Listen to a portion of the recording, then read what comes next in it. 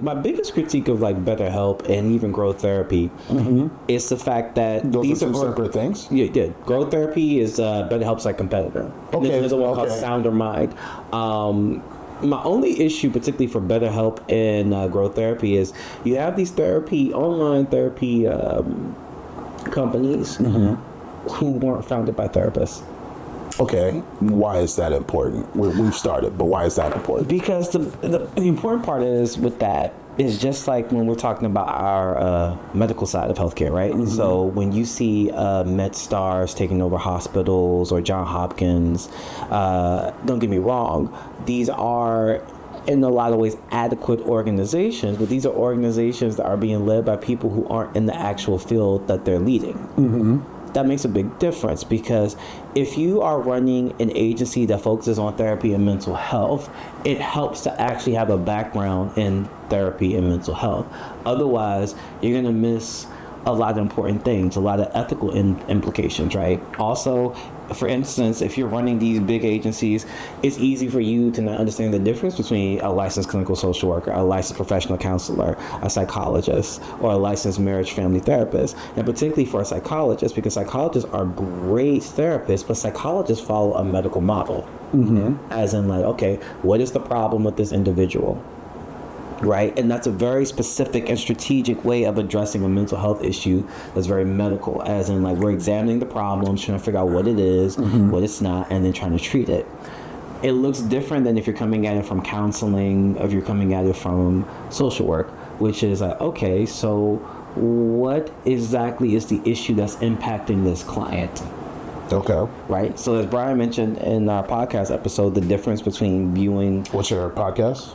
Forest Therapeutics. Okay. Where can people find you? You can find us at foresttherapeutics.org or www.foresttherapeutics.org, or if you want to type in YouTube Forest Therapeutics, our videos will pop up. Okay. Right. So it's a difference between, as Brian said in that one of our episodes, looking at the people you work with as patients and clients. Okay. When you say patients, it is very much a medical model. The same way that your doctor and your nurses look at you, they try to treat you, and particularly focusing more so on doctors. One of the biggest critiques we have about our medical system is when people come in for treatment, their doctors don't have enough time, or there's the bigger focus on actually investigating the issues that are ailing you versus actually talking to you and trying to figure out, okay, what exactly is going on. So you're looking at them from that particular lens of pathology, which is saying like, okay, there's a problem, or they are a problem and we must address it accordingly, versus looking at it from a more holistic standpoint, saying like, okay, what are all the factors going on here that is impacting this person's mental health and their well-being, right?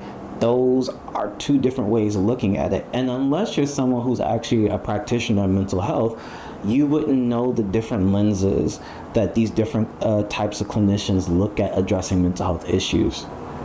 And so that always concerns me when it's a case of a CEO or a founder has an MBA versus an MSW or a PsyD or a... you got to define these words if you got to I'm sorry. Levels. You're right. It concerns me when they don't have a doctorate in psychology, which is a PsyD. It's a practice doctoral degree, right?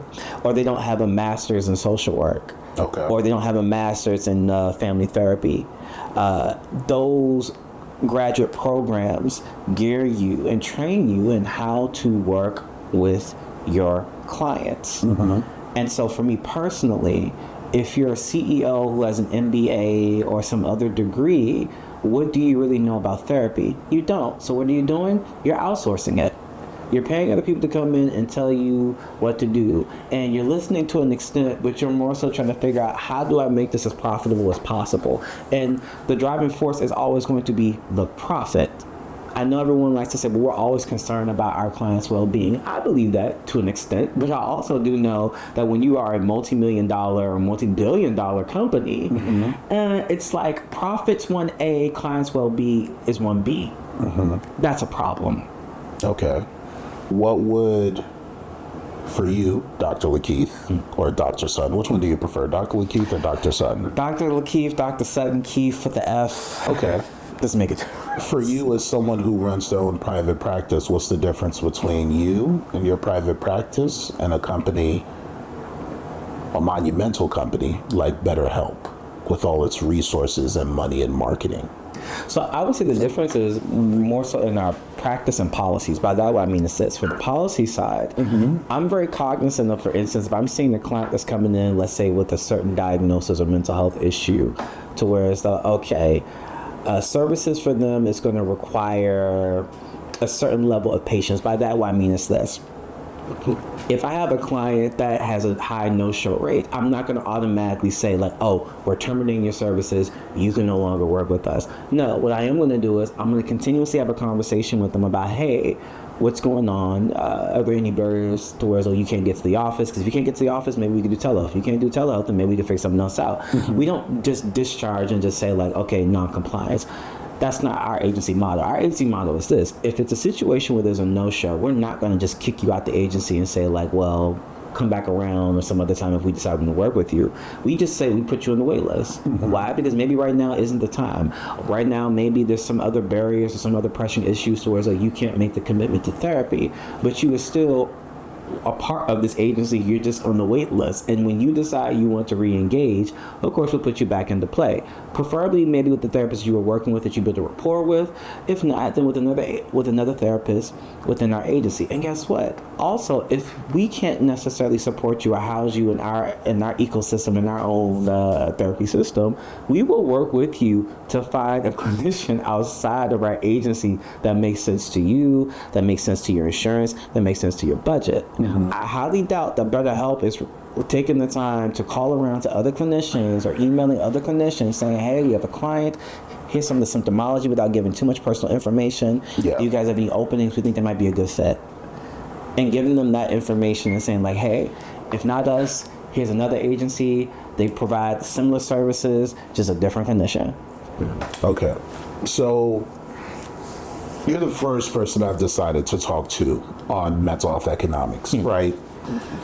And the reason I chose you is BetterHelp wasn't the word wouldn't be, they've never sponsored Get Home Safe, right? Correct. But I've done all this mental health outreach work from 2019 to present, right? And my first thought when I got into the mental health space was everyone should go and get therapy, and therapy should be available to everybody, right? But I think it was really important when I stepped away to look at the landscape and look at the problems that was happening from everybody getting therapy, right? And when I say economics isn't in reference to the amount of funds folks have coming in. To me, the economics part of mental health economics is what is the emotional labor of the decisions that we're making or the environment that we're in, right? So BetterHelp right now for a lot of people has been a blessing, but for other people it's been a huge point of frustration. And I think in that huge point of frustration, what it's doing is it's affecting people's future decisions to go and get therapy from other places because their expectations of what therapy is and who's going to be serving them has been betrayed by this business model within BetterHelp. So, for example, there was a story of a them person who reached out to BetterHelp to go get therapy, and their preferences was they would like someone from the LGBTQ plus community, and they were paired with a straight Christian therapist. And while going over whatever issues they were dealing with, the therapist said to them, well, why don't you just become straight for all that, if that's the issue? When I hear stories like that, if you were to put yourself in their shoes, what is the step-by-step process of the system betraying you when you finally go to get help? Because you got to get your money together, right? You have to tell people, hey, I can't do these things for a while. Your therapist is also instructing you, saying, hey, I would like for you to try different things that may be outside of your wheelhouse. You may have a couple of categories less of pleasures, a couple of categories less of, hey, you have to cut some corners to make this work. And then you pay that price and you're sitting there and you're like, is it worth it if the person that I'm coming to seeing, A, they're not my preference. And I want you to talk about the importance of preference when you're getting therapy. But B, they don't even hear what I'm saying because their assumptions and their backgrounds are playing into the advice that's being given to me. So, first off, I'm so sorry to hear that happened to that person because there's a couple different red flags there. One, the question becomes the referral, as in, okay, so clearly this client did intake and they mentioned, okay, I have a preference for a particular type of clinician. So that is a referral, right? As in when you give me your information and you tell me what it is you're looking for, what the issues are, that is a referral. So then I have to look within my system to see, okay, do I have a clinician that can meet the needs? Yeah. And the fact that this client was very specific about what they needed makes me wonder, when the referral was sent upward, did anyone actually take the time to actually read what it was that the client wanted? Because that to me does not sound like just a random mistake. That sounds like it was either very intentional or, dare I say, just really gross incompetency. Why do you say that? Because if I come in and I tell you, I, as a person who identifies as the queer community, also prefer strongly to work with a therapist who's also part of the queer community, that means one of two things in my agency. If I have that person and they're competent, I'm going to refer you directly to them. If I do not have such person in my agency, that means I have to refer you out and let you know, unfortunately, we do not, but here's some agencies that would. So for you to land in front of a counselor who is not part of your community and also has strong Christian beliefs that are anti your community, that makes me believe either someone did not read the referral, which is gross incompetence, or if someone did read the referral and still made the decision to say, like, well, we don't want to lose the money, we're going to refer you to this person without vetting the clinician to see, like, hey, are you comfortable? Are you a good fit with your belief system? That's also gross incompetence, because it's pretty much just kind of saying, to hell with what the client knows about themselves and what they need. We're going to give you what you want, and you're going to eat it, and you're going to like it. That's a huge problem. Okay. So But this also goes to the business decision. Yeah. So that is what a model of business first and then client second looks like. Yeah. So what makes your model as a private practice client first, business second? What makes us different is this. Especially if you layered it with this scenario. With this scenario, it would be a case of this. Let's say we had the same client and they came to our agency.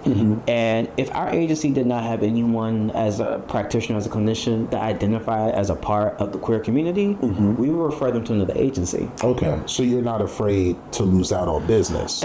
Not at all. Okay. Not at all, because the reality situation is this. You're going to lose the business anyway. Because if they show up and it's like, okay, well, you're straight and you're Christian, the odds of them coming back probably going to be zero. Because one thing about clients is this, and even in this ecosystem that we live in now of care, even to this day, even though clients may need it, clients will still justify therapy as a luxury and not a necessity, especially if you put something in front of them that they cannot connect to. I still think therapy is a luxury, but it is also a necessity.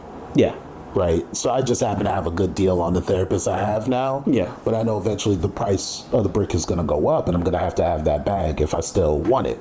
Yeah. But therapy is not a fix. That's just, where I'm from. That's just the examples that we use. Well, I will say this, and not to veer off topic, but to something that you said. I think that therapy is a luxury because, to your point about our system, because we've tailored it that way. We haven't made it as important as we would about getting a checkup or primary care. We've tailored it as in, like, well, it's not necessary necessity per se. So if you can afford it, you can have it. And, we'll cover the cost, but, it's not necessarily mandatory. Everybody goes through stress. Everybody deals with things. And sadly, as we are moving forward in time, we're really starting to be forced to reconcile that messaging that we have historically given about therapy to where, so now we're starting to realize, actually, maybe it is more of a necessity than a luxury, especially now that we've identified this loneliness epidemic, right? As in more and more people are reporting that they just feel isolated and they feel lonely, especially post-COVID-19, right? And also now we're navigating these spaces where, unfortunately, we're dealing with even higher levels of gun violence, where like now all of a sudden everybody wants to say, oh, well, clearly there's a mental health issue, which in my mind, that's a broader conversation about a systems issues about why we don't do better jobs of vetting people who are purchasing guns. But I'm gonna let that slide for right now. Okay, I was about to say, give me an example, but I got you. I'm gonna let that slide for right now and focus on the topic at hand. If we're identifying these things, and we're not creating, or I should say now we're just starting to create these systems to be able to better address these issues that should be addressed. I love how you tried to avoid saying BetterHelp. I mean, well, here's the thing. I'll be honest with you. I'm not mad at the gentleman who started BetterHelp. I'm not mad at that system at all. I have my strong critiques and opinions about it, but I'm not mad at it at all. Because why? If we had the proper infrastructure and wherewithal to think about what it is that we're now thinking about, a BetterHelp wouldn't even be a thing. It would be a situation to where we've already built a robust ecosystem of clinicians and therapists that are available to people. But because we have not, and there's such a shortage, somebody with a background in business and entrepreneurship decided like, oh, there's a shortage, there's a need. How do I create a big umbrella to kind of cover as much of this as I possibly can? And he did it. He did something that our own government has not been successful in doing. That's the price for existing in a capitalist society. Yeah. Right. Now, I have issues with BetterHelp because there's too many of the same stories that have come out, right? And the issue that I have with this company in particular is not the fact that people are paying money and they're dropping the ball. It's that the fact that folks are paying money, they're dropping the ball, and the longer it goes, these balls are the same balls that are being dropped. Yeah. Right? Which is crazy to say on camera, no pause. But I think another thing that makes it worse also is they have such strong marketing power that people still hear the good that they are accomplishing because they are making a difference. But I think there's something to be said for the customer service side when you put the customer in danger. Yes. With how you handle things, right? So a lot of folks is like, well, if you don't like that therapist or that service, you could just go get a new therapist or service. And it's like, I think living within a city, we have a spoiled reference because we have access to so many resources in DC. We do. And someone that's in the middle of a rural area where the Medicare cut might be different, they don't get a chance to apply to another company and get the same services, especially with our system being gutted due to Project 2025. Yeah. And they had the issues of their lack of resources way before Project 2025. But with everything that I see coming downhill, because, you know, shit flows downhill. Certainly does. The shows that we're making now, I think, people need to talk us through what we're going through and not just the what's happening to us and why it's happening to us. But I don't think there's enough of an emotional scope of what is the average person going through when these bigger companies decide to no longer do right by the customers. And they have such a huge marketing machine that they can pay an influencer and just have a commercial for BetterHelp be out, and someone says, oh, you know what, I do need to get around to that. And the option is BetterHelp before anything else. Yeah. The guy, he's done a great job on the marketing side, but marketing isn't the product. Marketing is just advertisement. What you receive is the product. No, 100%. It's the reason why, and again, I acknowledge the bias in saying this. I take full ownership of it. I feel as though it would be a different story if we were talking about an organization that was founded and led by a licensed mental health professional. Why? Because there is a standard that you are required to follow, both by the jurisdictions that you are licensed by the boards that give you said license, but also whatever your particular code of ethics are for your particular profession. So, for instance, what's the code of ethics for BetterHelp? Oh, got you. So, code of ethics for BetterHelp? Or just code of health ethics? Tell me the code of ethics for your private practice. Gotcha. And then tell me what the difference is in terms of code of ethics for your private practice versus the code of ethics for a BetterHelp. Got you. So let me clean that up for myself a little bit. So when I talk about code of ethics, I mean all of us who are licensed professional therapists or clinicians, through our respective professions or disciplines, we abide by a code of ethics that we have to follow. Yeah. Which is why it was concerning when you gave the scenario about BetterHelp where the client was referred... BetterHelp. BetterHelp, I'm sorry. BetterHelp. The client was referred to a clinician that was the complete opposite of what they wanted. For all of us, our code of ethics would say, if we are not able to give this client what they need, and they have a strong preference for a particular type of clinician, we have the responsibility to let that client know that we cannot provide said services and work with them to find a clinician that can. Because that's just best practices. Ethically, that is the right thing to do. Right? Because you don't want to cause that client any type of psychological harm by way of not offering them what it is that they need. And so to hear that actually happened, and then they met someone that said, well, why can't you just be straight?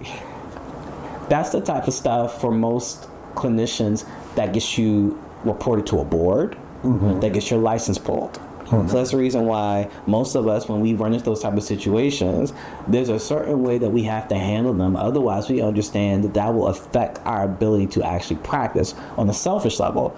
But on a more altruistic level, also understanding I'm not doing this client any favors. They need what it is that they need, so let's have a conversation about how we're going to find them what it is that they need. Yeah. Now, each agency, of course, has its own policies, which could definitely be influenced by their code of ethics, depending on their respective disciplines, that says how they have to handle certain situations just like that. Now, I can't speak for BetterHelp's policies within their agencies, but I imagine they would probably have something in writing that says that if a client identifies a certain type of way and they want a clinician that also is a part of that same community, then we will do our best to actually support them in finding that clinician. I know for our agency, it's a situation of like, look, we have a team of therapists. If you want to work with a particular therapist, we'll do our best to see if you can actually work with them. If you're not able to, then we will list other options of therapists in our agency. If you're not interested in that, then we will work with you to find another agency that has whatever particular therapist, whether they are Christian-based, LGBTQIA+ based, Black, Latinx, whatever. We will assist you in the effort of trying to find that clinician and make sure that you're connected.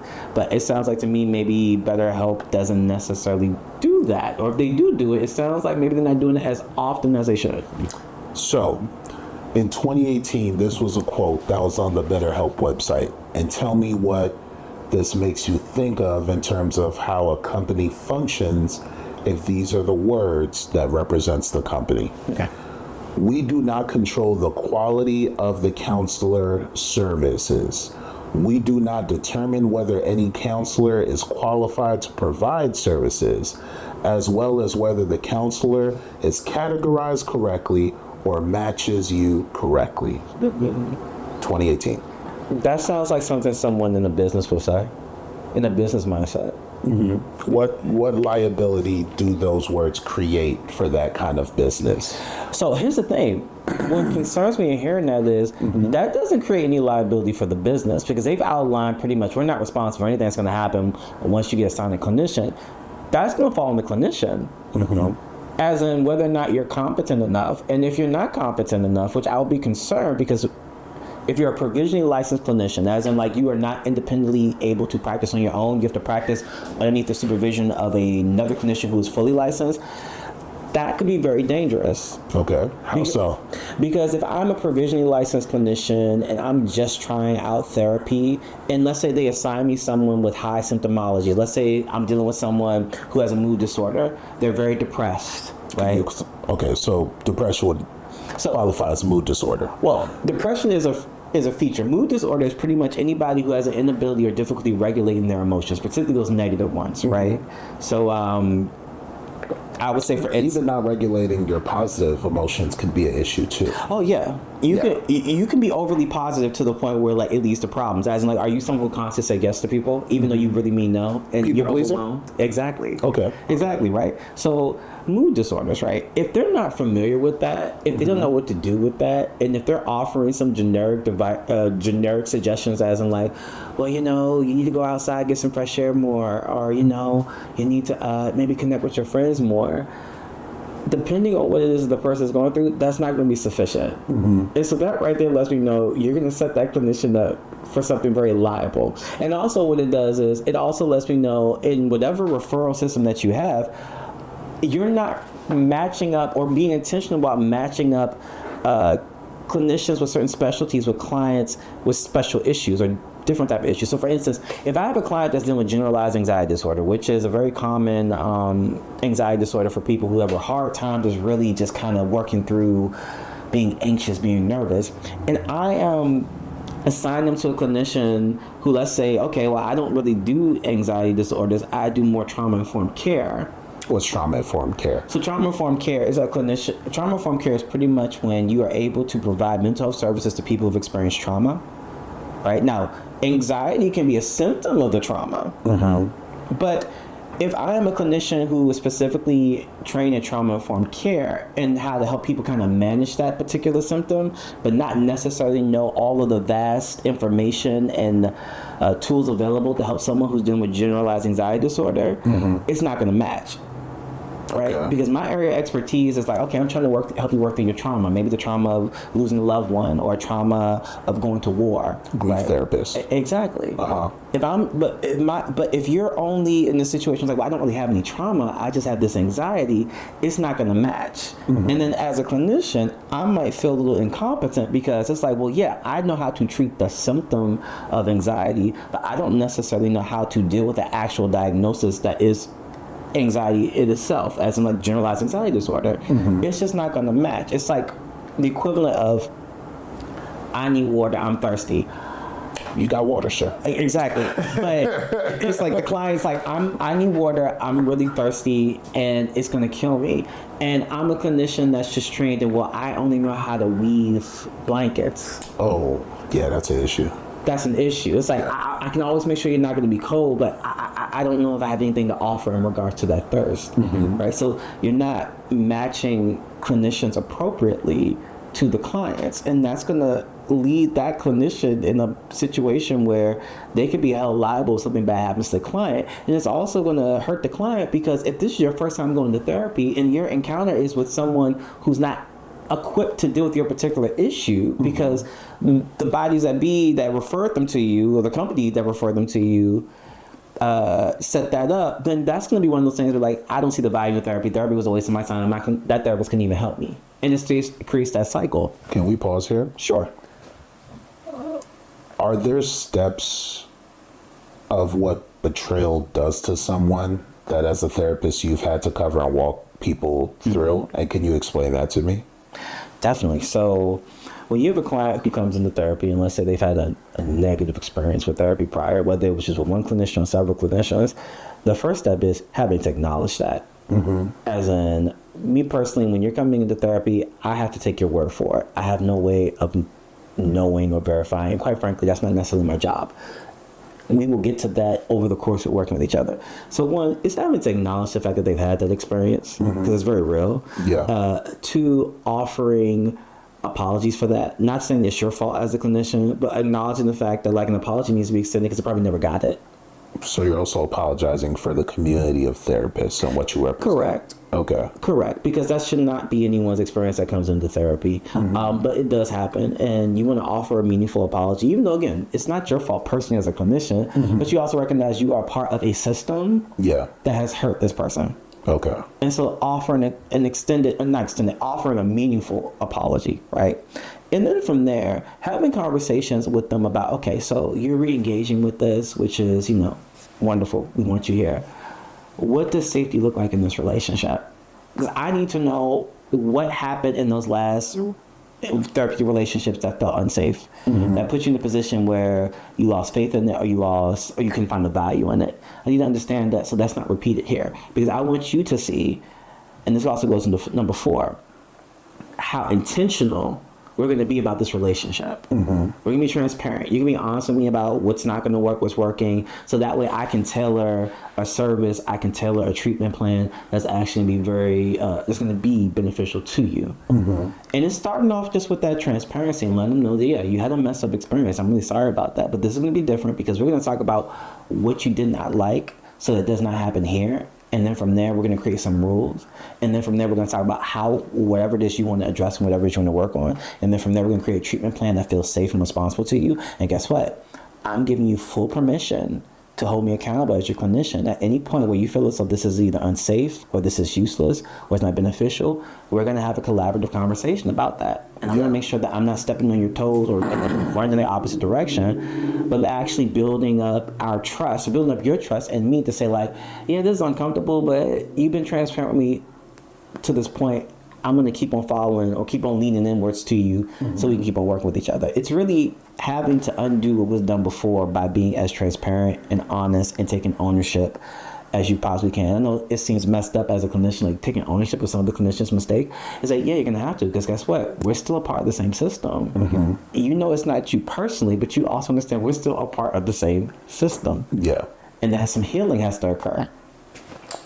Now, have you ever had a client that dealt with this, and what did you observe that client go through emotionally in terms of rebuilding trust with you? I've had 2 clients that have dealt with that. And so the one thing I would say, I was fortunate. Even though those 2 clients had bad experiences, there was still a level of openness that they were willing to come back into therapy and try it again. But even with that openness, I realized I still had to be very intentional with them in every way that I could possibly be. Intentional in the sense of, okay, checking in to see like, hey, before we start this session, I want to make sure our last session went well. Did we hit the things you want us to hit? Or the suggestion that I made, do you think that it's something that you could actually do? Or do you feel as though it was out of touch with who you are as a person? Really checking in with them to see if whatever it is that you're offering makes sense to them. And I always encourage them to say like, look, this is a safe space in the sense of if something don't work or you think it's corny or you think it's stupid, this is a safe space to say that, because I don't want to send you out there with something that isn't going to be beneficial to you, that doesn't make any sense to you, and you come back and feel like, well, I don't want to hurt this relationship, so I'm just going to say yes. You don't have to say yes to me. So really letting them know like, look, this is a space where like if something's not working, let me know, because guess what? If it's not working, I can only do 1 or 2 things. One, I can explore why it's not working, because maybe I didn't explain it very well. Or maybe the implementation might be off. Or the other option is this: it don't work, okay, toss out with the trash. We'll do something else. We'll find some other alternative. I think this topic is important because I've been betrayed by therapy when I first started my therapy journey, to the point that and all the work I did with Get Home Safe from 2019 till about 2025, I didn't get therapy, right? So after my former partner passed away in 2018, and I started reaching out to establishments to get therapy, there was this one particular establishment that was a community establishment that was offering therapy in DC. Pulled up on, did the evaluation, did a sit down, and, you know, shared very sensitive information about what I'm coming in here for and what I've gone through. When I reached back out to that institution to get a therapist, because it was like the follow-up for, you know, doing a sit down and everything else, they kept trying to offer me drugs and medication.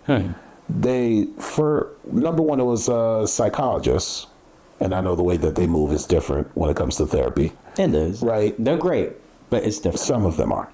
But if a client says no to medication and they are requesting to seek talk therapy, and you as a clinician deny them the opportunity for talk therapy, what would be exactly, you see the faces you're making? That was my issue. What would be the next mode of operation for someone like me who's trying to get help, but this institution is denying help and trying to handcuff, well, you need the medication to get talk therapy? So in that instance, you have 2 options. One, find another agency. Of course. But then 2, I'm also someone that believes calling up the chain, only because I want a solid explanation on something that doesn't make sense. As in, so in your case, unless it's court mandated, there's no real reason to say like, oh, you need to take the medication, otherwise you can't do therapy. That's weird. And that's how I felt. I didn't have anybody that was advocating for me at the time, but I felt I felt like they were trying to prescribe me medication because they had numbers that they needed to hit for the month and they were short of the numbers. That's some agencies. And I was like, but I didn't come here for this. There was never a suggestion for you could reach out to this other organization. There was never a suggestion of, well, we don't do talk therapy here. We only prescribe medication. Yeah. There was no clarity as to why she only wanted me. She was very much so, hey, take this medication, and if we don't see a change in a couple of months, then we'll prescribe you a therapist. And because I grew up in a hospital in East Orange, New Jersey, I was like, no, you're allowed to actually say no to medication. I do not want medication. I would like a therapist to talk to. I came here for a therapist. Correct. That was the first issue. The second issue, and I'm giving real life examples of institutions getting it wrong, because the issue to me isn't just BetterHelp. There's a systemic issue with businesses that are practicing bad business on purpose. And most people, because we're busy, we have bills, we have things to take care of, we have families to get to, we may not have enough resources. I think it's asinine, might be a strong word, but I think it's asinine for folks to think that just because someone has fallen down when it comes to getting therapy, that they have an opportunity to just go somewhere else, when life for us doesn't really dictate we can just go somewhere else freely. Yeah. For example, right now I'm working 4 jobs, right? If you're someone that's working 4 jobs, that means every single piece of free time you have is very important time. Yeah. And you can't waste time. And the only reason you have 4 jobs is because there's either so many bills or you have things to take care of that needs money. And money is going to trump a lot of things. I'm a black man in America. As you and I know, for a lot of men, health is sometimes the price that's paid because I have these things I need to take care of. So I may not have time to get a checkup. I may not have time to go to the therapist. I may not have time to make the right decision because I feel like time is fleeting. Yeah. So when I hear these stories about BetterHelp, and then in the real world, when I go to get help, I'm running into this pushback. I think that there's not enough structure where people are talking about the average person who doesn't have enough resources to get a chance to do it again. That's missing from the health and mental health discussion in terms of what we're going through economic wise when it comes to the mental health economics. I'm proud of you. I appreciate what you've done as a doctor and as someone that runs a private practice. But for every person who's doing good, I wonder how many people are dropping the ball and no one ever gets to hear those stories. That's a valid concern. And the reality situation is, let's be honest, it's probably a lot. Yeah. I think if everyone was to pause and ask anyone that they know in their circles who've experienced therapy, I think all of us know a handful of people who probably have horror stories. Yeah. And those are the things that do get unnoticed and talked about, and they should, because what that speaks to is, if we're ignoring those voices because we're embarrassed or whatever our justification is, that means we're not taking them into consideration to, one, provide them the care that they deserve, but then two, make our systems better. Even though it might be embarrassing as an agency to hear that you're doing something wrong, you still need to hear it. Otherwise, how do you get better? How do you get better? And even still, how do you minimize harm? Because that's the bigger thing when we're having this conversation. My mindset is always this: what is going to be the harm to the people that we provide services to? That has to be the thing that drives the whole conversation. Whenever we're doing anything pertaining to this, the business part, in my opinion, always has to take backseat. We're in the same car, but business has to take backseat, and at the driver's seat has to be like, okay, how do we reduce harm and how do we increase healing? Why do you think about these things? Because me personally, I can live with not being the richest man in the world, or Forest Therapeutics not being the biggest agency in the Washington metropolitan area of the East Coast. I can live with that. That's fine.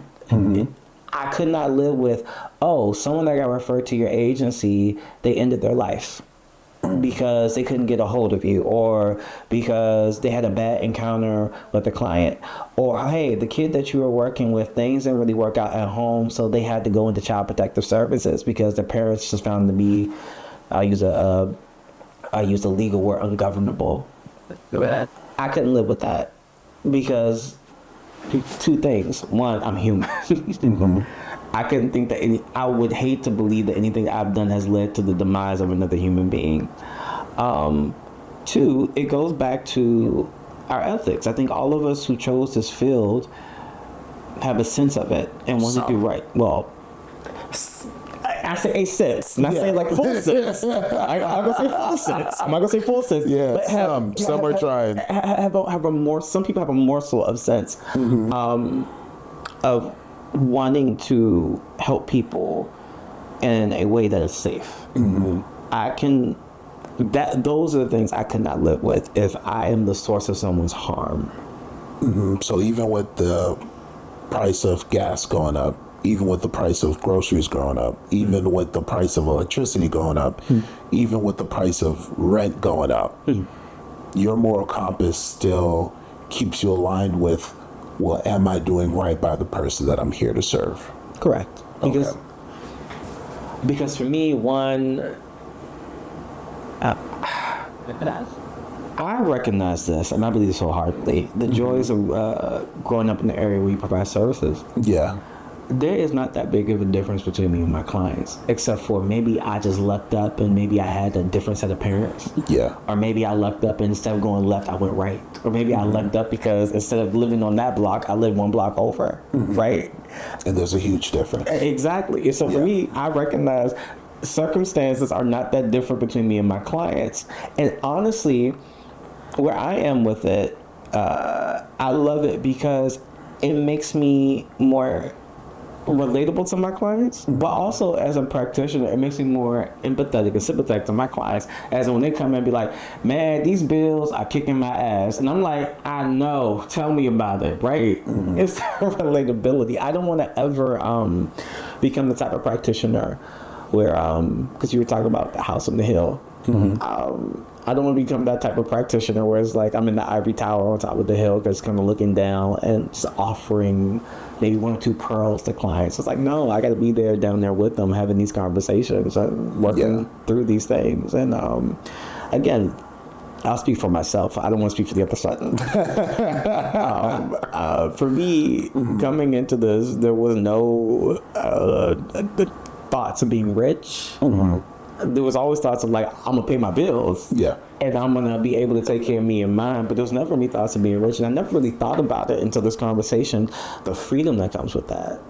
I'm not a prisoner to wanting to become a conglomerate. I'm not a prisoner of wanting to make an ungodly amount of money.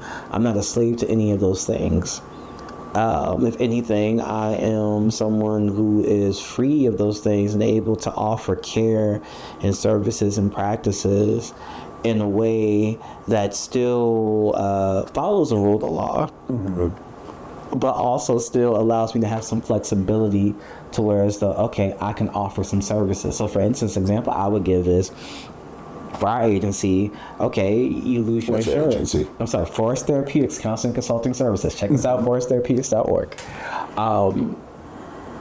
The flexibility of when clients, let's say their insurance changes because they lost their employment.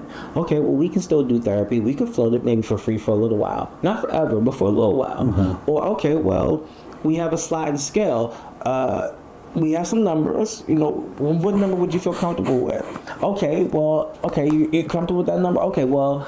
We understand that's a big ask to say that you can pay for that, you should pay for that every week.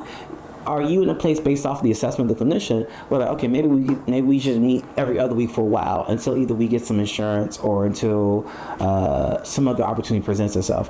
Are you in a position where now that you lost a job, maybe we can help you get Medicaid. So having conversations about who you need to go talk to set that up. I'm afraid I'm going to lose my spot. Well, no, we'll reserve your spot. As long as you show us that you're actively working on trying to get your Medicaid, we'll make sure that clinician holds that spot. We'll just work with the clinician, kind of figure out, maybe we can refer you another client if you have another time available, whatever, right? You have the flexibility to do that and work with people. Now, of course, for you guys in this area. Now, of course, I will even I will still be transparent. Even as a business person, I also understand that some of those things have a shelf life. Yes. And we can't necessarily do those things all the time. Otherwise, we will not be in business. Because it's your job to protect your business. Exactly. Yeah. But it's just the fact that to have that option and not be in a place where it's like, okay, we got to get this money. We got to make this money. Don't get me wrong. We about making money. But because you got bills. Exactly. Yeah. But not in a way where it's like, okay, oh, you lost your insurance. That's sorry. Well, we can give you maybe about 30 days of therapy, so you get like a month of services, and then we're gonna have to let you go. Especially if you've been working with that person for like a year or 2 years. Yeah. Really? What message do you think that's gonna send them? Oh, I was really just a business. I was a number to you. Versus like if you tell them, hey, look, I want to keep on working with you. We're going to do everything in our power to work with you. But based off of what we know about our budget and our trajectory, we can do another 2 or 3 months either at a discounted rate or even to a certain extent, depending on where we are. If the math is mathing very well, we can do it for free. But that's going to probably be the window. And when we get close to that window coming to an end, we're going to have a conversation about what are the next best steps as far as therapy is concerned, if it's still needed. You can have those type of conversations when you're not concerned about just making money. I am a mental health advocate. When I first started the journey of advocacy for mental health, I didn't put the cart in front of the horse, but I think there was this incomplete picture within my trauma of you guys gonna have to find the change in between the couch to go get you some help. Right? And it was never that forceful. I always made sure that for the events that we did, we bring the therapist to the function. We even had some Taco Tuesday events where folks would be able to shop for their therapist while eating tacos and the DJ is spinning. That's awesome. It was, but this was before BetterHelp came into the picture. Then the pandemic came into the picture. Then life and war, in terms of what we're in right now, came into the picture. And while stepping away, it really gave me a great opportunity to say, what voice and topic is missing from the mental health discussion? Like, I look at the landscape, I consume a lot of business content. I consume a lot of mental health content. And there's always rhetorics on relationships. There's always rhetorics on struggles. There's always rhetorics on, can I afford this? There's always rhetorics on cheating, right? But I think people only cover what people are going through when they're willing to cry on camera. I don't think that there's people who are willing to hear about what someone has gone through and go to the public and say, hey, my friend is struggling. Here was the step-by-step process of the struggle. Because I think right now we're all slowly being cooked in the system, right? Where the frog in the boiling pot, how you just turn it up a little by little and they start boiling. That's a new analogy to me. It's either the frog in a pot or something else. Yeah. It's either that or the lobsters. I'll figure it out. I'll come back in like a future interview at the right times, right? Sounds good. But when you're in a pot and you're boiling slowly, first the water is cool. And it's like, oh man, it's some nice water. And then, you know, the pot gets turned up a little by little and you're like, oh, it's getting hot, but it's still bearable. Yeah. And then, you know, as your eyes are slowly rolling to the back of your head and it's settling in that there's nothing you can really do about the options of where you are in life because so many people are getting laid off. Yeah. And so many people have a lack of resources. I think right now it's very hard to be like, hey man, go get therapy. Well, what's therapy going to do for me? Talk me through being broke. You feel what I'm saying? It's like, I can laugh at these things because I've been there. Yeah. When, in the time I took off last year in 2025, my partner got laid off from her job. Right. And when she got laid off from her job, I worked 7 different jobs. Right. So I left the content game in March. She got laid off like 2 weeks before that. And I didn't really take time to step away. I got like 5 jobs by the middle of May. Yeah. Right. Because you got to cover bills. Yeah. And also for her, I thought it was really important for me to be like, hey, you have 6 months of breathing room. What's all your expenses look like? What are your costs? It was also important for her to just have money in her bank account. She didn't want money in the bank account, but I think it's very important that when someone is struggling, if you're in position and their family can't support them like you would hope, what does support for someone who's struggling look like? I made sure there was money in the bank account. I made sure their bills were covered. They made sure to apply to jobs. They took a month off, which I thought was smart, because I wouldn't want someone to come back into the working economy into a bad job, because there's a lot of bad jobs that are out there that can't wait to be a bad job to you. And I remember watching them emotionally find their identity. I remember watching them emotionally not beat up on themselves because they didn't have a job. I remember watching them spiritually not get closer to God, but be okay with the fact that things aren't going right in life. And I also realized my decisions in their time of need made a big difference, but everyone doesn't get to have that. Yeah. So as we create these platforms and we have these discussions, I really obsess with the person that doesn't have much and they're supposed to figure it out. Because not everybody gets to turn water into wine. This is true. Right? Not everybody's going to be able to find a fish and a piece of bread and be like, all right, man, you got 30 people? I got 30 pieces for you. That's not going to be a thing. But you're asking the right question. Yeah. As I mentioned before, I hate to say this, if the pandemic had not occurred, we would not be having this conversation about what does it mean to have a more robust mental health system. You would, which is funded by Medicaid. Exactly. And Medicare, which is currently being gutted. Exactly. We wouldn't be having that conversation because the reality situation is that is a topic that for decades we just kind of like kick the can down the road as in like, yeah, well, whatever. They feel depressed or whatever. They get some fresh air, exercise, things like that, change your diet, whatever. We kick the can down the road until the pandemic occurred and we were forced to all sit with ourselves and sit with all those things and we were kicking down the road. And guess what? They finally caught up with us. Yeah.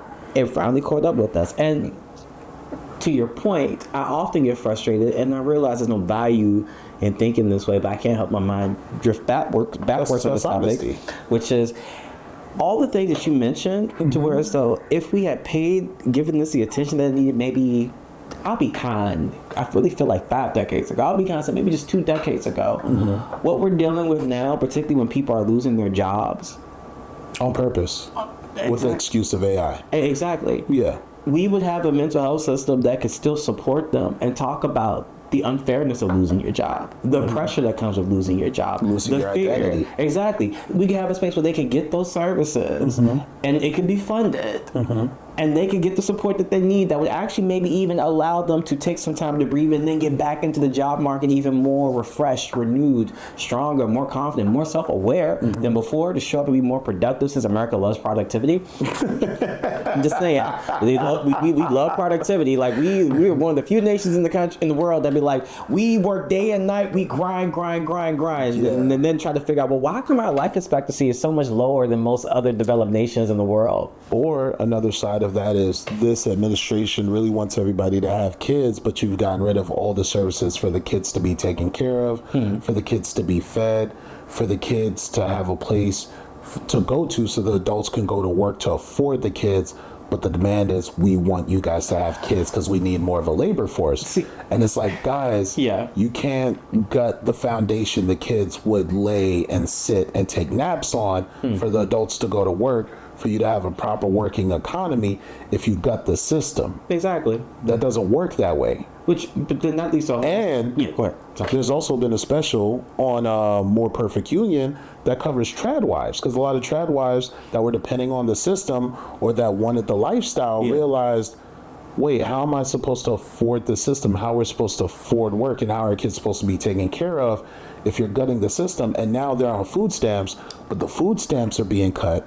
And also, I think it's amazing that America has been one of the biggest marketing machines to make sure, hey, food stamps are called food stamps. They're called this different program that helps you out, right? Because food stamps are associated with black people. And I can't be associated with a black person. I'm supposed to bootstrap. And it's like, guys, the system is made for all of us. I know I'm going on a rant right now, but it's just, I think it's so important that, like, whatever benefits black people, and I know this is going to come up 1,000 different ways, has benefited everybody, and everyone's hate with the association of black people. Of course. Is what people don't wrap their minds around, and whatever helps us helps everybody else. Even DEI and everything else, it helps everybody else. And now you guys have gotten rid of the things, and it's like, well, you're not doing right by us. And I was like, guys, it was never about you. You looked at someone who represented you, who looked like you and felt like you, and they did exactly what they said they would in the way they want to do it for themselves and people that are them. Which blows my mind, because I often think to myself, a person in rural Kentucky has more in common with the black family that lives in Southeast DC and Ward 8 than they would with this administration that's in the White House. Because between the two, what would we know about golden toilets, and what would we know about having vacation homes in Mar-a-Lago? What would we know about making a $4 billion profit during your own presidency? What would we know? What would the two of us know about that? A couple rug pulls. Exactly, but we know what it is to stretch a budget. We know what it is to get creative with meals. We know what it is to figure out how we're going to create some sort of informal childcare. We know what it is to work multiple jobs. We know what it is to have parents that have worked multiple jobs. We know what it is to lose sleep to make sure you can get up to go to work. We know what it is to put money and being able to afford things in front of your health. Exactly. But then we get into this wonderful psychological experiment where if I can get one side of that spectrum to think that the other side of the spectrum is the reason why that they're in the predicament that they're in, and they're reaping all these benefits from DEI, from social service, social welfare programs, or things like that, then it's like, okay, I can weaponize that, not necessarily realizing you getting mad at them, the policy that you think that you're voting for actually isn't going to change. It's actually not going to help your station life. It's actually going to make it worse. Because guess what? Now in your rural area, the hospital that was in your county closed down. So now you got to travel 4 or 5 counties over to get to the hospital. You remember seeing that Pennsylvania story with the hospital that shut down due to private equity? Yep. Yeah, man, that was crazy. Exactly. And so, have you ever been ghosted as a therapist by a therapist? By therapists actually work? Those my therapists? No. Just your therapist. Like, you went to go get service and your therapist ghosted you. No. Okay. But that's also, I suspect, because most therapists, I only ever work with in my adult life 3 therapists. But I also suspect that by the time I hit my second therapist, they wouldn't do that only because a therapist worked with a therapist. Oh, I'll call your board. That's unethical. You just ghosted me unless you had a medical emergency, unless you die. There's no reason why I should not be getting a response back in regards to like, hey, you scheduled this session. I'm still getting emails telling me that we're supposed to be meeting. There's really no reason to where you would ever really need to ghost me without sending some sort of communication about why it is that we're no longer going to be able to work with each other. How would a person go about calling their board in their area? Everything's online. So you just Google board for therapy so I would say, Maryland or so the first step is, so I say the first step is figuring out what type of practitioner your clinician is. Are they a licensed clinical social worker? Are they a licensed professional counselor? Are they a psychologist? Are they a licensed marriage family therapist? Okay. So figure out what licensure they have. And then from there, and I kid you not, you just go into Google, you type in board, whatever state you're in. So DC Board of Social Workers, DC Board of Professional Counselors, DC Board of Psychologists. And so there's no DC Board of Therapists? There's not one board. So now Now, I will say some states, like for instance, Pennsylvania, they may collapse all of those boards into one entity. Because I know for Pennsylvania, the same board that oversees social work also sees the professional counselors and the marriage and family therapists. I don't think they oversee the psychologists, but I know they oversee those 3. So it's the same board, but of course, well, I should say the same organization that houses all those boards.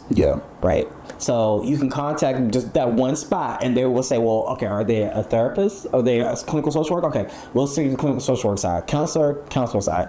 But in other jurisdictions, like I'll speak for DC, Maryland, and Virginia, there isn't one entity that per se houses them. They're all their own separate entities. But if you were to type in your respective state board or whatever it is that your therapist is, it's going to pop up. And on their websites, they should have. If you are having any issues or have any complaints about anyone that has been issued a license by them, they should have a hotline that you can call and talk to somebody. Yeah. And if, of course, it's after hours, you can leave a message and they'll contact you. Or if they have an email address, of course, send them an email and they have to respond back to you. And then that's how your clinician can be reprimanded. Now, that's, of course, if they find that there's a validity and, of course, just cause, as in, like, okay, why they may have ghosted you. So if a therapist doesn't show up to a session, does the therapist own their client an explanation as to what happened? Yes. Okay. Yes. Is there a certain amount of time before an explanation is owed, or hey, after that first one, you need to let them know what's happened? Look, I would say this: your client needs to know within, preferably before the actual session, that you're not going to be able to make it. Yeah. But if you're not able to tell them by the time the session actually starts, within 24 hours, their client should be getting an email, text message, phone call about what happened. Would you have an issue with an institution that doesn't enforce the things that we just talked about? Yes. And what would your issue be? My issue would be this. So if we're supposed to be building rapport with clients and you're just ghosting and not telling them. You as a therapist. As a therapist. Yeah. So if you're supposed to be building a rapport with your client as a therapist and you're not letting them know when you can't meet or reaching out to them after you missed a session, is that really a rapport builder? Yeah. Because that's just like that's like being in a relationship with, that's like being in a romantic relationship with someone. It's like, well, you just come and go when you leave, and you don't text me and let me know when you're coming back or where you've been or what's happening, right? That doesn't build much trust, because what ends up happening, either you terminate that relationship or you get stuck in a very toxic cycle in that relationship. But this person just picks and chooses when they want to pick me up and put me down. You don't want that with your clients. Yeah. You need full transparency about, like, look, it's okay to say I may have overslept. It's okay to say, oh, I lost track of time. It's okay to say, look, the kids, I couldn't find the sitter. I had to take care of them. I completely forgot. I blacked out. I'm so sorry. Now, is that very professional? No. But do things happen? 100%. And you need to communicate it to your clients versus them not hearing from you and them doing the thing that we all are guilty of when we're not sure about something. We fill in the blanks with whatever our worst fear is, as in, oh, I must be too much. Or, oh my God. Because some clients really, I always tell people, clinicians this, believe it or not, some of your clients who genuinely care about you, to where it's like when you don't show up in their mind's like, oh my God, something bad must have happened. Like, I hope they're okay. I hope whatever. So no, you want to let them know that, like, hey, I'm not able to make it, or I'm so sorry I missed it. Can we reschedule for either next week, or maybe I can slide you into this week at a different day and time, and just extend that meaningful apology. Most clients understand. Because why? Because a lot of clients also sometimes have to do that too, where it's like, I'm so sorry, work ran late. Okay, it's cool. So the same with courtesy has to be extended to those clients. BetterHelp put people through this for years. And it's not just one time, it's not just 2 times. Story of showing up and still being charged monthly for a therapist that's not showing up. But you know, that does not surprise me, because if I am not mistaken about the BetterHelp system, technically all of the clinicians they have are 1099s. Contractors. Exactly. All right, what's the difference between a contractor clinician versus I hired you and you work here, full-time clinician? Okay, so when you are contracted, that means I'm not really paying you a salary. I'm paying you per session. So every session that you make is how you're going to get paid. Yeah. So, like, if you don't make a session, then you're not going to get paid, right? So, but when you're contracted, that means you are pretty much working as your own entity. And that's the reason why they're able to put whatever the thing that you run on their website. Because the majority of It's off now. That was 2018. Oh, gotcha. Yeah, Okay. so they removed it, but I think the mode of operation is still there. See, but you know what? That's where they're able to get away with it. The clever parts of being the business person. So when a clinician is contracted with an agency, what that means is this. They work as their own independent entity, right? They're their own, to a certain extent, in a weird way, business. They're just working underneath your umbrella because you would be the referral source. And you are also the person providing them with the tools to do their job. But ultimately, they are their own boss. Yeah. and they are their own independent business. You just happen to just kind of be giving them the resources and the referrals to maintain their said business, with the understanding that, like, look, you get paid X amount of dollars based off of the number of clients that you meet. And so that's probably the reason why BetterHelp, to a certain extent, legally can say, well, yeah, we are contracting them, but ultimately they're responsible for what it is they need to do. It's the reason why when you're a contracted clinician with an agency, all those agencies, if they don't, they really should, and you should be doing if you're a clinician, you have your own liability insurance. You're not underneath that agency's liability insurance, because technically you're not an employee of that agency, you're a contractor with that agency. So that's how they're probably able to get away with it, as they're saying, like, oh, that's that clinician's fault. Like, you go after them, go after their license, go after their insurance. Yeah, they're working underneath the BetterHelp umbrella in the sense that we provide them referrals, but we're just contracted with them with the understanding that they're professionals. How would you, as a private practice owner, hold someone accountable for ghosting their clientele? At forcetherapeutics.com. In two ways. Have you ever been here before? Has that ever happened? One time. Well, yes, it has. But so that, okay, I'll be honest with you. It would depend, because there's two ways of handling that. One, if you are a clinician where you're new, of course, that's going to be a conversation as to why that can never happen again under any circumstances, unless it's an emergency. But then, of course, go through the protocols that if it is an emergency, reaching out to either myself or my brother, so we can reach out to your client to let them know that you're not going to be available for whatever time frame you're not going to be available. So that's the procedures for you guys. Yes, so to give them that grace. Now, that's more so if you're a provisionally licensed clinician.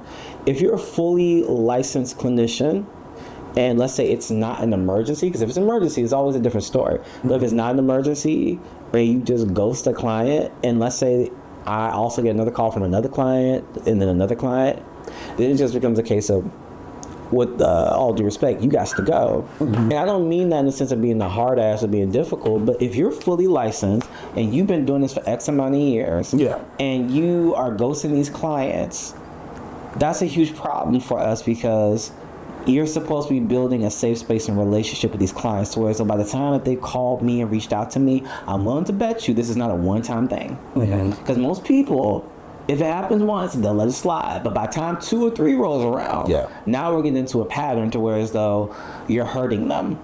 You're not going to hurt any client that's coming into Force Therapeutics. But then also, because I'll be transparent, also in the business mindset, you got to go, because that's also hurting our brand. Because they don't know that you're necessarily a 1099, or if you're a salaried employee. All they know is you work under Force Therapeutics. So if you think that if me and my brother do everything we possibly can to provide the best service that we know how, and always staying on top of it to the best of our abilities, that you're going to come in and you're going to ghost these clients and hurt them and tarnish our brand, you got to go. There's a reason why Maryland and DC and Virginia are at-will municipalities. What is the emotional economics behind running a private practice correctly? Oh my gosh. So, first off, even if you have the perfect structure to a private practice, as in like it runs efficiently on its own, you're still checking in on things. It's kind of like a car in the sense of, like, the car can be running perfectly fine, everything's going good, but you're still going to check in the car, right? You're still going to make sure that the oil isn't low. You're still going to make sure the air got tires in it. You're still going to make sure the windshield wipers if they need to be changed or not. You're still constantly checking those things, because you recognize that, like, if you get stuck in the mindset of, like, this well-oiled machine is going to run by itself, I don't really need to check in with anything, that's when the bullshit happens. As in, notes are not being submitted. People are saying that they're meeting with people that they have not met with. A billing issue could occur to where it's like, we thought we were getting paid, but because a code got transposed, you're not getting paid, right? We had a great referral system, but the referral system, because we hadn't checked it, it completely changed, and we didn't submit the information that we need to submit for us to continue to be a referral point to them. And now they're like, we canceled that because we asked you guys, and this happens often to all agencies I know of, we need you to confirm once again that this is still the location, that this is still a good number, whatever. And it's easy for those things to slide if you're not on top of them. So whereas if you haven't verified it within 90 days, they're like, oh, we're not referring anyone to you. Yeah. Right. So it's always a case of you're paying attention, you're always checking in on things, and also having to normalize it in your mind. Something will go wrong. It is, whether it's something really minor that can easily be fixed or something big, it's going to happen. Because you can't be all places at all time. And also, not to mention, if you expand and you become like a group practice, oh, definitely. I just assume when I wake up in the morning, something will happen. And I'm okay with that. I'm just hoping that it's nothing that's a catastrophe. That's my biggest thing. But I'm okay with that. But to run it, it's a lot of emotional labor because you're concerned about your clients and making sure that you're doing the best that you can do, that you're staying on top of what it is that you offer as a clinician, your skills, whatever. But then you have a team that you got to support. So you're also worried about your team and your clinicians. Are their needs being met? Are they staying on top of what they need to stay on top of as clinicians to make sure they're sharp? And then you also worry about their clients because their clients are attached to them who are attached to you. Are the clients good? Are they connected with this clinician? Are they getting the type of support that they need? And then you have those clinicians who come to you and say like, hey, I'm having an issue with this client. So you have to help them problem solve, conceptualize a case, as we like to say, as in like get all the details about the case, kind of figure out what's going on, and then from there figure out the best treatment modality. Paying your bills. Okay, are we getting enough revenue that's going to cover all the bills? Right? Are we getting enough revenue to pay the clinicians? Because I'll be transparent. You can go through a period of time where everything's going great, everything's wonderful, right? But then you go through a period of times, well, dang, the referrals are low, but we still got clinicians, but we still got these clients, which means if the referrals are low, and let's say we're holding on to clients, but we're also discharging clients that need to be discharged because they've graduated therapy, guess what that means? That means you probably make enough money to pay your bills and pay your clinicians, but your profit as the owner maybe cut lower because the reality is that we're not getting as many referrals. We're not reading up on the clients that we just discharged. So what does that mean? You have to ride that wave of your profits getting cut until it changes and simultaneously try to figure out how do we get more referrals to come in while we're riding this particular wave. Owning a private practice, and I'll say the same thing for entrepreneurship, it is not linear. It is not just a straight line. It is not at all. And I did not know that until year 3 of doing this, because now we're in year 7. Congrats. Thank you. That entrepreneur, excuse my language, because there's no other way I can think to say it.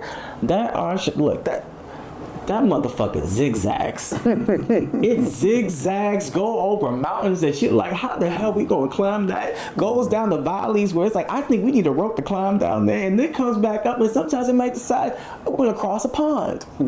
Okay, we gotta put a boat together, and we gotta follow it. It zigzags. Why? Because populations change, laws change, policies change, industry changes, right? And you have to navigate that. And this is the reason why I will say this, and be 100% honest on this. Me personally, I recognize I could go work for someone else again. I could if I really need to.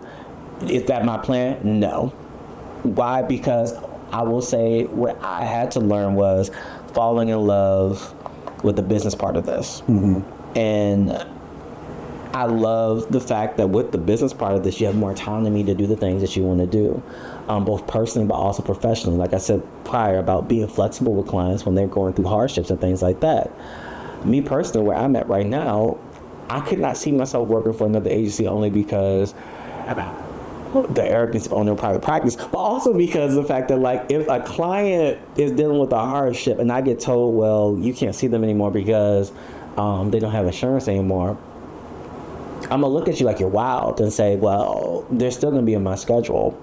It's like, well, no, we want to fill that schedule up with somebody who can actually pay. Okay, fill them at a different time. But we don't want you to decline at all. Again, I'm going to see this client. You can't really stop me. Now, maybe you can stop me during the times that I'm supposed to be working with them because you own that time because of the fact that I am an employee. But I'm also a fully licensed clinician to where it's like, if I decide I want to see them at 6 o'clock and my shift ends at 5, I'm going to see them. Now, do I want to have to do that? No. So it's difficult when you've been on this entrepreneur trip as a clinician to kind of go back to work with someone if they have like these very stringent policies, to where so you can create your own policies and be very flexible with them. So my way of answering your question is, it is mental, emotional, financial gymnastics, but I appreciate the workout. Okay. What advice would you have for someone that would like to visit the possibility of going back to therapy after a bad experience? For example, what I've described with BetterHelp, being ghosted by therapists, being paired with the wrong therapist, and just trying to refine trust in the system. One, I would encourage them to really think about what they have going on in their lives, as far as if you're in a place where you're entertaining going back into therapy, 9 times out of 10, it's needed. And let that be the focus. But then 2, I would also ask them to kind of reflect on what it is that they learned, so that moving forward, when they reach out to whatever agency, they can articulate to them, this is what I don't want. Don't set me up with someone who isn't a part of the queer community. Yeah. Don't set me up with someone who is super religious, to where as though that's going to influence the type of therapy that they're going to offer. It's okay to go to an agency and say what it is that you need and what it is that you want. And if they can accommodate, that's okay. Just know that, okay, well, this isn't the agency, but could you refer me to someone that you may know of that can actually do it? If they can't, that's okay too. Yeah. It's a case of like, if they can't, that's fine. I would say also, if you have insurance and you're fortunate enough to have insurance, you can also go through them and say like, look, I need this type of therapist that specializes in this and this also identifies as this, and they'll assist you in that. My simple way of saying, don't be discouraged, just be more an informed consumer. And I hate to say that, but you are a consumer if you come to therapy, because it is a very transactional relationship. Yeah. Because you get billed. I think there's nothing wrong with acknowledging that. But Yeah. I have mixed feelings about certain fields where it's like we have to think of people as consumers, when I feel as though we're talking about people's well-being. Yeah. So we're talking about like medicine, we're talking about behavioral health. I feel a way, because it's like we've really gotten to this model where it's like we have to acknowledge the fact that this person is a consumer because we made them a consumer. I think the bigger issue with the model is that consumers have been conditioned to accepting less. And that's why the word has such a large negative connotation. Because, like, they'll just buy anything. Look at Amazon. Look what it's done to us. Hey, 2-day shipping. Hey, 1-day shipping. Hey, next day shipping. Give you the show. Oh, commercials now, man, but we got you out the way. You sit there and you're like, oh, this isn't good, is it? Yeah, but you're used to us now. And I think that's what you guys as therapists try to avoid. People being used to bad and the negative connotation that comes with the labels. So, I appreciate you coming on. Episode of Mental Health Economics. First time doing this. I don't know what the topics are going to be. I just know it's going to be BetterHelp versus mental health for this episode. It's currently 2:54. Did you have any questions for me before you leave out or not? None that come to Because I know you have a client that you got to go see. Yes. Yeah. Yes. Yeah. But of course, it's a part 2 if I do come with some questions. Oh, okay. Just let me know. Because high key, I am in love with the stable. Like for real, like this is a custom built table that I got made for gals. The funny thing is, I can tell. I can tell. It's the same one that's been in the corner from when you guys shoot your episodes. How come I never paid attention to it? It's the one that was in the wall. You remember how there was something different? I was like, the table is over there, and now it's over here. It's the same table. It's folded. It folds in. See, clearly I'm not paying attention. And this removes too. This right here, That like it. the get home safe joint. It's magnetic. So yeah, it sticks on. This is dope. Yeah. I like this. Appreciate you. Well, I appreciate your day. Where can people find you? Oh, well, they can find us at www.foresttherapeutics.org. Did I just say for www? You were close to it, but you could go ahead. Just Well, I would just say check us out at foresttherapeutics.org. And also check out our Instagram handle at Forest Therapeutics and my Instagram handle, Dr. Lakeith Sutton. And you guys service clients for what states? We service clients in Washington, D.C., Maryland, Virginia, and Pennsylvania. All right. It's been another episode of Mental Health Economics. Peace. Thanks. All right, man. Appreciate you. No, appreciate you. That was a great discussion. It was fun. I have more of them. You see what I mean when there's a difference between, hey, you do the interview where you and the person know.